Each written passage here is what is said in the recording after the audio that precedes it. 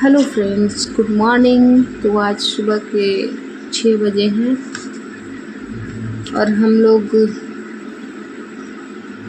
CTET Hindi pedagogy का practice करेंगे। आज का टॉपिक है आपका भाषा शिक्षण के सिद्धांत, प्रिंसिपल ऑफ लैंग्वेज टीचिंग। तो चलिए शुरू करते हैं। फर्स्ट क्वेश्चन, भाषा के संदर्भ में कौन सा कथन असत्य है? ऑप्शन है आपका, भाषा मनुष्यों के बीच परस्पर संवाद स्थापित करने का कार्य नहीं करती। सेकंड ऑप्शन है, भाषा ज्ञान अर्जन का साधन है। थर्ड ऑप्शन है, भाषा सामाजिक अस्मिता का साधन है। चौथा है, भाषा नियमबद्ध व्यवस्था है। तो कौन सा सही हो जाएगा इसमें से? भाषा मनुष्यों के बीच परस्पर संवाद स्थापित करने का कार्य नहीं करती। इसमें क्या पूछा है? असत्य कथन पूछा है। तो असत्य कथन ये नहीं होके नेगेटिव में आ गया, तो ये सही हो जाएगा।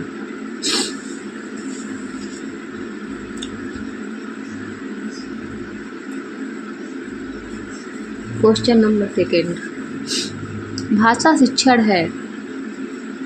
ऑप्शन है, यह जानना कि बच्चा पढ़ना लिखना कैसे सीखता है। सेकेंड ऑप्शन, यह जानना कि बच्चे को पढ़ना लिखना कैसे सिखाया जाए।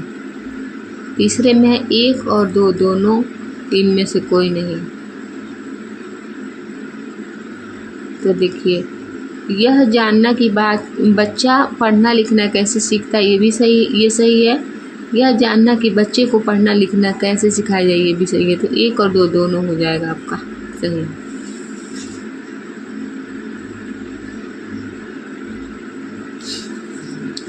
भाषा शिक्षण आवश्यक है। तीसरा क्वेश्चन, ऑप्शन है, भाषाई कौशलों से परिचित कराने के लिए।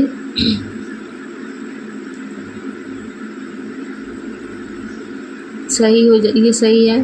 बच्चों को कल्पनाशीलता को बढ़ाने के लिए, ये भी सही है। सृजनात्मकता का विकास करने के लिए, ये भी सही है। तो उपयुक्त तो सभी सही हो जाएगा आपका। क्वेश्चन नंबर 4, भाषा शिक्षण का उद्देश्य है। ऑप्शन, वक्ता के विचारों को समझ पाने की योग्यता का विकास। सेकेंड ऑप्शन, केवल पठन कौशल का विकास। थर्ड ऑप्शन, पाठ्य पुस्तकों से इतर पुस्तकों को पढ़ने की क्षमता का विकास। फोर्थ ऑप्शन, 1 और 3 दोनों। तो कौन सा सही हो जाएगा आपका? वक्ता के विचारों को समझ पाने की योग्यता का विकास सही है। पाठ्य पुस्तकों से इतर पुस्तकों को पढ़ने की क्षमता का विकास, ये भी सही है। तो 1 और 3 दोनों सही हो जाएगा। क्वेश्चन नंबर 5, भाषा शिक्षण के संदर्भ में कौन सा कथन सही नहीं है? फ्रेंड्स, अगर आप लोगों को ये वीडियो अच्छा लगे, यूज़फुल लगे, तो एक लाइक कर दीजिएगा और सब्सक्राइब भी। भाषा शिक्षण के संदर्भ में कौन सा कथन सही नहीं है? ऑप्शन है, भाषा शिक्षण में समृद्ध भाषिक परिवेश उपलब्ध कराना जरूरी है। सेकेंड ऑप्शन, भाषा की नियमबद्ध व्यवस्था को केवल व्याकरण के माध्यम से ही जाना जाता है। ये तो ऐसे ही गलत है, व्याकरण के माध्यम से नहीं जाना जाता भाषा की नियमबद्धता को। तीसरा ऑप्शन है, भाषागत शुद्धता के प्रति अत्यधिक कठोर व्यवहार नहीं अपनाना चाहिए, ये सही लग रहा है। समृद्ध भाषिक परिवेश में बच्चे स्वयं नियमों का निर्माण करते हैं, नहीं, स्वयं नियमों का निर्माण नहीं कर सकते।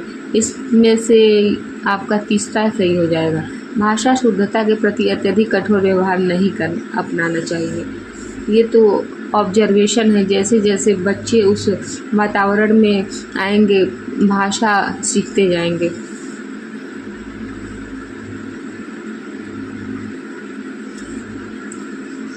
क्वेश्चन नंबर 6, भाषा शिक्षण के संदर्भ में कौन सा कथन सही नहीं है?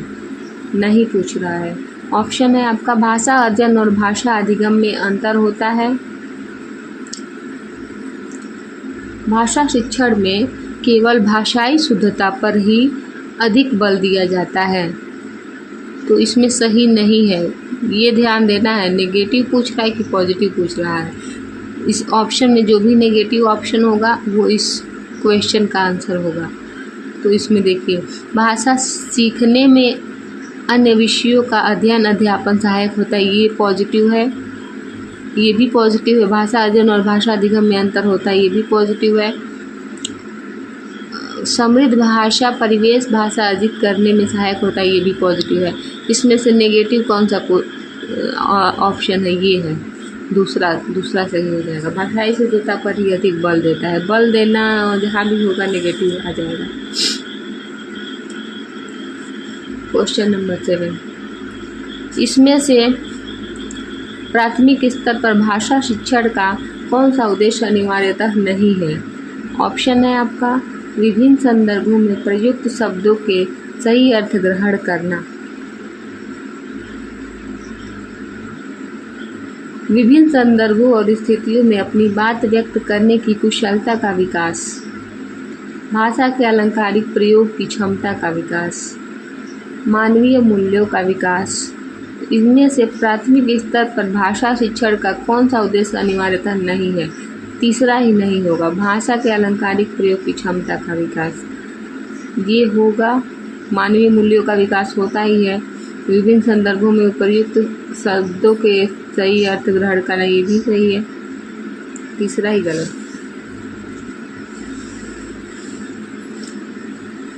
अब चलते हैं हम क्वेश्चन नंबर 8 पे। भाषा शिक्षण की विधियां मुख्यतः पर निर्भर करनी चाहिए। ऑप्शन है परीक्षा पद्धति, बच्चों का स्तर, आयु और प्रकरण, समय अवधि, लक्ष्य भाषा। तो इसमें से कौन सा ऑप्शन होगा आपका?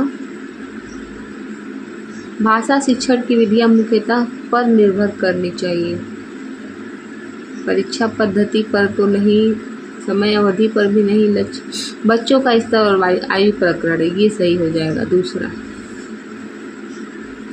क्वेश्चन नंबर 9 देखते हैं। भाषा शिक्षण में व्याकरण पढ़ाने के लिए प्रयुक्त किया जाने वाला सिद्धांत या नियम है। फर्स्ट ऑप्शन है आवृत्ति का सिद्धांत, सेकेंड ऑप्शन है अनुकरण का सिद्धांत, आगमन एवं निगमन का सिद्धांत, अनुबंध का सिद्धांत। तो कौन सा इसमें सही हो जाएगा दोस्तों? आगमन एवं निगमन का सिद्धांत। भाषा शिक्षण में व्याकरण पढ़ाने के लिए प्रयुक्त किया जाने वाला सिद्धांत। आगमन मतलब उदाहरण से नियम की तरफ जाता है।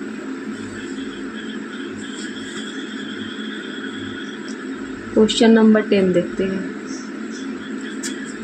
अभिप्रेरणा का सिद्धांत। ऑप्शन है आपका विद्यार्थियों को प्रोत्साहित करने पर बल देता है, विद्यार्थियों को अभ्यास करने के लिए कहता है, सीखी हुई बातों की पुनरावृत्ति के लिए कहता है, उपयुक्त में से कोई नहीं। तो इसमें से आपका विद्यार्थियों को प्रोत्साहित करने पर प्रोत्साहित करना, अभिप्रेरणा, ये सही हो जाएगा। अभिप्रेरणा मतलब प्रोत्साहित करना। Question number 11। विद्यार्थी की भाषा पर उसके सामाजिक परिवेश का प्रभाव पड़ता है, यह सिद्धांत किसका है?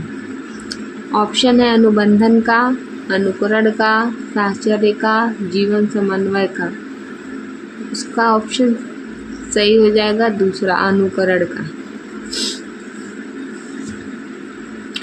बच्चे एक दूसरे को देख के अनुकरण करके ही सीखते हैं। Question number 12। मातृभाषा शिक्षण। ऑप्शन है विद्यार्थी के भाषा शिक्षण में व्यवधान उत्पन्न करता है, ये तो बिल्कुल ही नेगेटिव है। शिक्षण को सरल बनाता है, ये हो सकता है। अध्यापक के शैक्षिक कार्य में बाधक बनता है, ये नहीं होगा। शिक्षण सिद्धांतों के विपरीत है, ये भी नहीं होगा। दूसरा सही हो जाएगा। Question number 13। कौन सा नियम स्थूल ज्ञान से सूक्ष्म ज्ञान की ओर अग्रसर होने की बात कहता है? ऑप्शन है ज्ञात से अज्ञात की ओर, अनिश्चित से निश्चित की ओर का, पूर्ण से अंश की ओर, मूर्त से अमूर्त की ओर। कौन सा सही हो जाएगा आपका? चौथा, मूर्त से अमूर्त की ओर।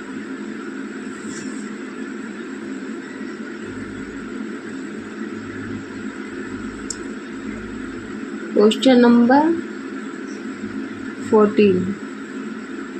गणित के शिक्षक ने राहुल को वाक्य सही करने के लिए कहा। उनके द्वारा ऐसा करना भाषा शिक्षण के किस सिद्धांत के अंतर्गत आएगा? ऑप्शन है मनोरंजन, अनुकरण, मौखिक एवं खेल कार्य का सिद्धांत, बहुमुखी प्रयास। कौन सा सही हो जाएगा?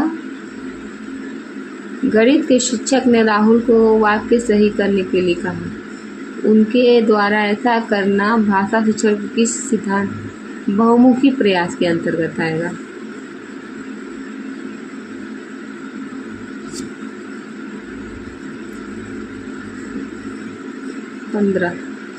कविता पाठ करवाना किस सिद्धांत के अंतर्गत आता है? ऑप्शन है जीवन समन्वय का सिद्धांत, शिक्षण सूत्रों का सिद्धांत, क्रियाशीलता का सिद्धांत, बाल केंद्रितता का सिद्धांत।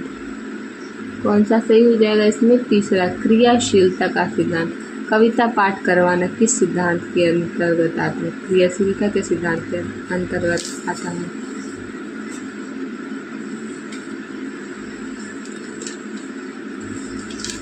क्वेश्चन नंबर 16 देखते हैं।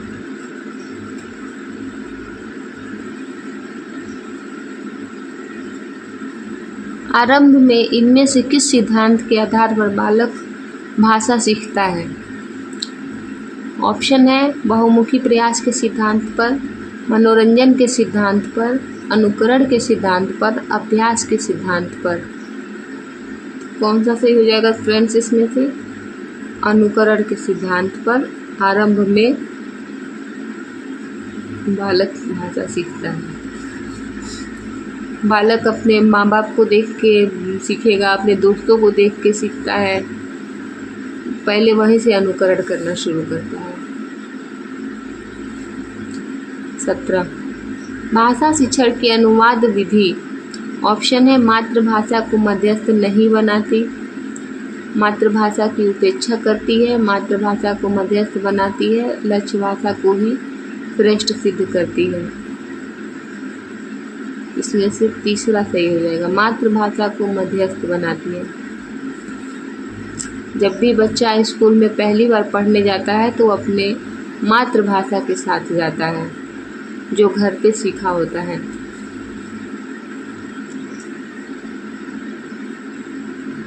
क्वेश्चन नंबर 18, भाषा की कक्षा में कौन सी शिक्षण युक्ति सबसे कम प्रभावी है? ऑप्शन है उचित गति एवं प्रवाह के साथ पढ़ने पर बल देना, शुद्ध उच्चारण पर अत्यधिक बल देना, बच्चों की रुचि के अनुसार परिचित विषय या प्रसंग पर चर्चा, दूसरों की हस्तलिखित सामग्री पत्र आदि पढ़वाना। तो ये भाषा की कक्षा में सबसे कम प्रभावी चीज़ पूछ रहा है क्या है? तो सबसे कम क्या प्रभावित है? चौथा, दूसरों की हस्तलिखित सामग्री पत्र आदि पढ़वाना, ये हो जाएगा। अगर बच्चा उचित गति एवं प्रवाह के साथ पढ़ने पे बच्चे पे बल दिया जाए तो ये प्रभावी हो सकता है। शुद्ध उच्चारण पर अत्यधिक बल दिया जाए, ये भी ज़्यादा प्रभावी होगा। बच्चों की रुचि के अनुसार परिचित विषय या प्रसंग पर चर्चा, ये ही प्रभावी नहीं होगा, क्योंकि इसमें दूसरे के हस्तलिखित पत्र पढ़वाया जा रहा है।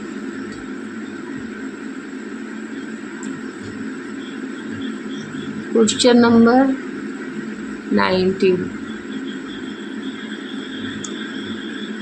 कहानियाँ बच्चों के भाषा विकास में किस प्रकार सहायक हैं? ऑप्शन है ये भाषिक नियम सिखाती हैं, बच्चों के खाली समय का सदुपयोग करने में मदद करती हैं, ये पाठ्य पुस्तक का सबसे महत्वपूर्ण हिस्सा है, ये बच्चों की कल्पना शक्ति, सृजनात्मकता और चिंतन को बढ़ावा देती हैं। तो बताइए इसका सही आंसर क्या होगा? चौथा, ये बच्चों की कल्पनाशीलता, सृजनात्मकता और चिंतन को बढ़ावा देती है कहानियाँ।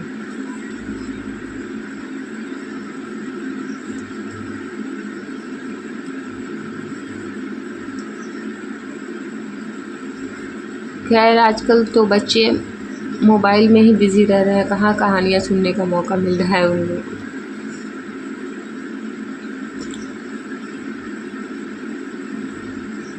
गणित, विज्ञान, सामाजिक विज्ञान की कक्षाएं एक तरह से भाषा की ही कक्षाएं हैं। इस कथन के समर्थन में कौन सा तर्क सबसे कमजोर है? ऑप्शन है विभिन्न विषयों के शिक्षण में भाषा शिक्षण एक मुख्य उद्देश्य होता है। ये सही हो जाएगा। विभिन्न विषयों की अवधारणात्मक समझ की अभिव्यक्ति भी भाषा विशेष में होती है। विभिन्न विषयों की अवधारणा किसी भाषा विशेष से बनती है। विभिन्न विषयों के अध्ययन अध्यापन में भाषा साधन का कार्य करती है। ये तीनों गलत है, ये पहला सही हो जाएगा।